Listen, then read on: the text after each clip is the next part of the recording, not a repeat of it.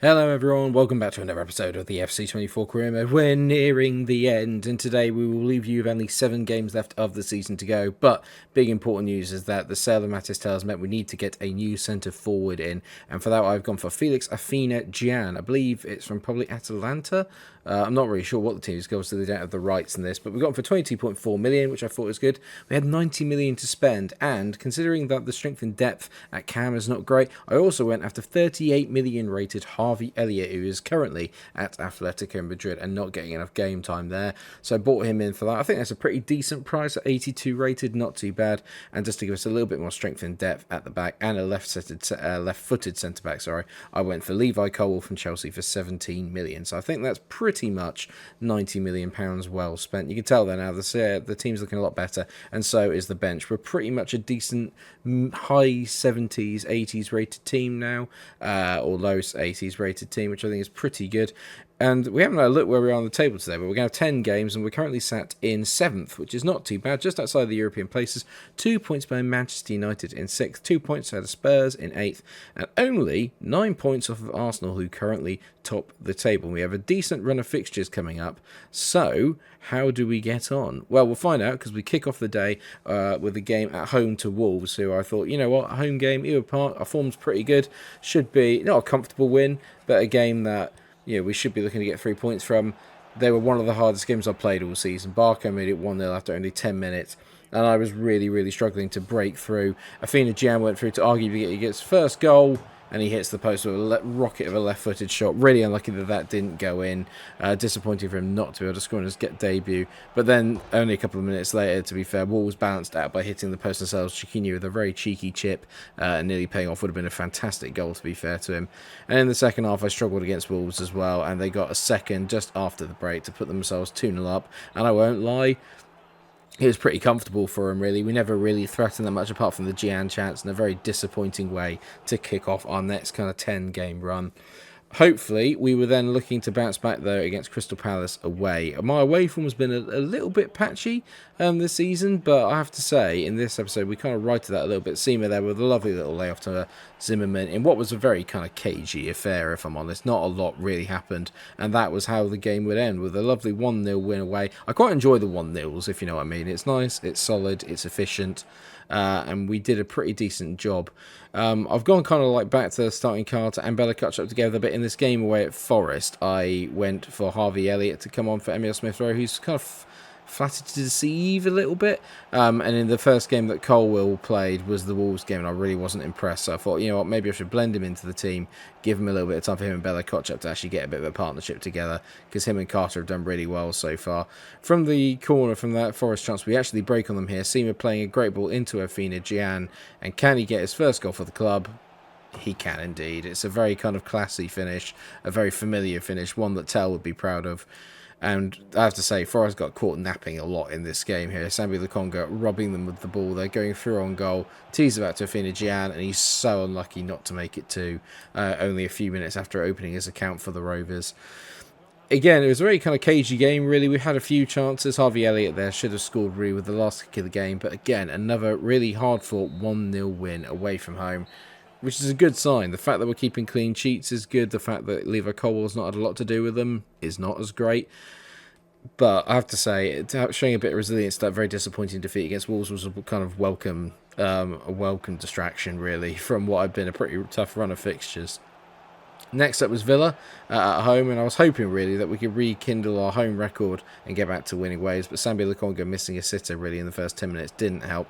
And then they've got Nicholas Jackson up front, Villa, and he forced a really good save from Etienne Green. It was a very good game, this one, really end-to-end, really enjoyable to play in. And from the resulting corner from that one a minute ago, you can hear me say resulting corner a lot today, because there's a lot of goals from corners and counters from corners. We release Afena-Gyan as well, and he gets his second goal for the club.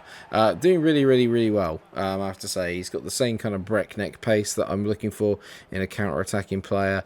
And yeah, he's settled in really well. His finishing could probably use a little bit of work. He's maybe not as cultured as Tel, but he's certainly more cultured than Emile Smith-Rowe, who missed that sitter there on his left foot, and we were made to pay for that moments later as Galeno, with a lovely bit of play, just walked through my midfield and defence and then teed it in for Artur Cabral to finish a decent one into the far corner. The second half followed much the same as the first, really. Lots and lots of chances end to end, and Villa actually took the lead through Nicholas Jackson as him and Cabral linked up in our 18-yard box. Really poor defending from me there, to be fair, to get rolled. Very disappointing. Elliott teed up Siine here, who then managed to miss, and somehow Zimmerman also then missed the rebound, and I was wondering, is it going to be one of those days? But for some reason, Ethan Laird decided to take it upon himself, got himself into the midfield. Lovely bit of play there to set up Zimmerman, who then teed it onto Afina Gian. He got his second of the game with a really decent finish just before the hour mark, so that gave us plenty of time to try and get the winner.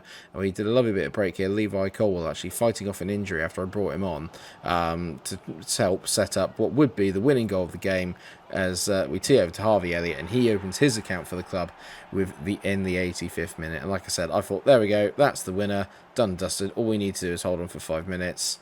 But you know me, and you know my defending. Villa came on really strong, and Etienne Green made a brilliant bit of defensive work there. I brought on Victor Boniface for a little bit more of additional height in the box, and he didn't get anywhere near Bremer here, who hits the post. Unfortunately for him, the rebound falls right to his feet, and he tucked it away with aplomb to get a kind of deserved free, really. I'd be remiss to say that Villa didn't deserve a point out of that game, and so I think it was a fair result overall, but just disappointing. Whenever you take the lead in the last few minutes of the game, you really expect yourself to be seeing it out. So really, really, really disappointed, but ultimately it is what it is. A team that we've played a lot this year, Leicester. We made the trip over to the King Power to take them on again. This must be like the 6th, 7th time we've played them, or something stupid like that. And Afina Jan went to open his account against them, hit the bar originally from a lovely through ball from Smith Rowe, but did tuck away the rebound, fortunately for him.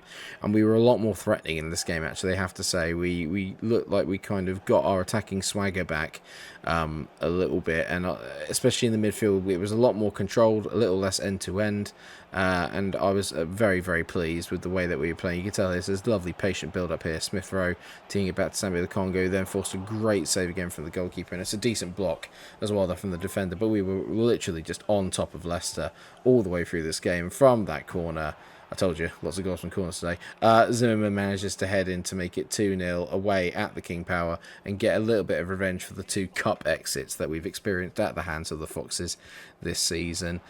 They do carry a threat, though, and as usual, Makoko, Mavididi were all giving me a bit of a pain in the arse, to be honest. But known as much as Kieran Dewsbury Hall, the scourge of Blackburn, scored it again there to make it 2-1 just before the break. That happened in, obviously, one of the cup games, and I thought, oh, here we go again.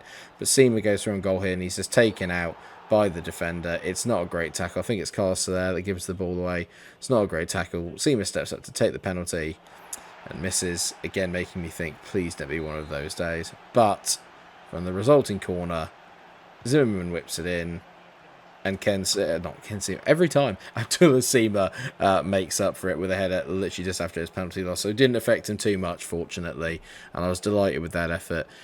We held them at bay for a really long time. Harvey Elliott here picks up the ball in his own half. He's got one man to beat, but we all know that Harvey's not exactly blessed with pace. But he takes Eric Garcia for a little bit of a jog there, sends him on his arse, and he is away. Can Samari get back in touch with him? Not quick enough, and Harvey Elliott makes a brilliant finish on his right foot for arguably what could be one of the goals of the season. Whenever you make a run from your own box or your own half and you end up scoring, it's got to be pretty good.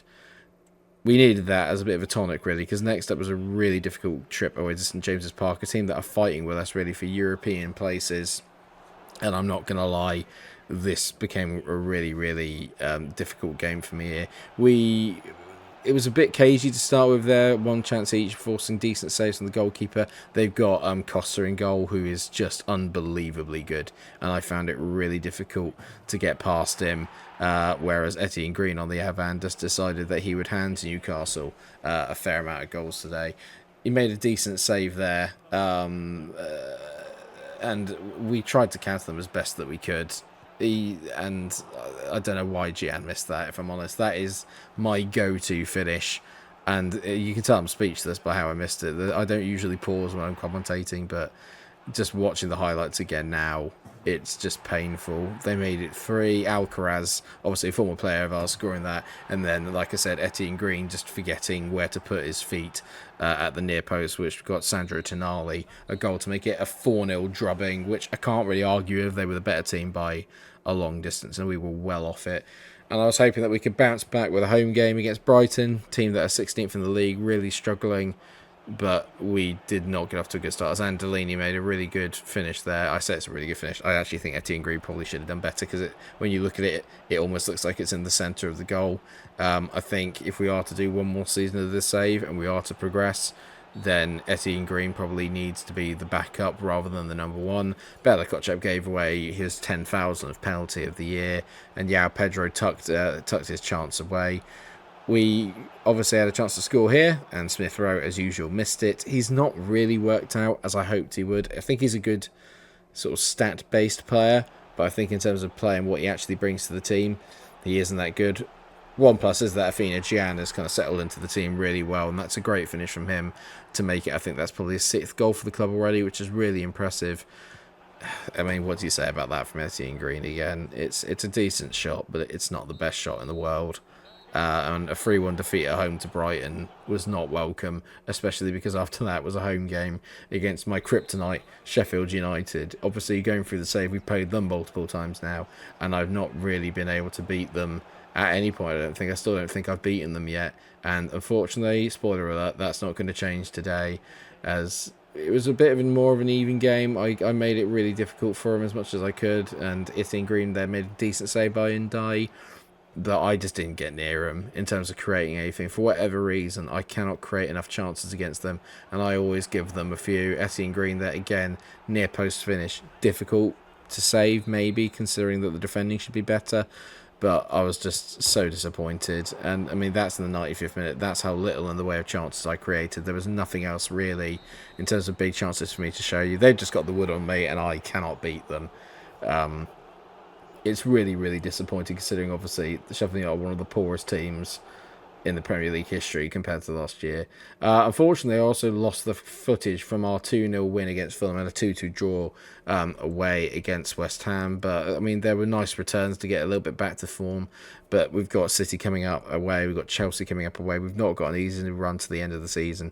And as you can tell here, we kind of started or finished where we started the episode, but now 3 points behind United. So European football is still within grasp. With Chelsea got 2 games in hand on us, but they are 11 points ahead, and I don't really expect for us to catch them. I would love to have a top half finish, which I think is still achievable, but we're going to sure as hell need to play better than we did today.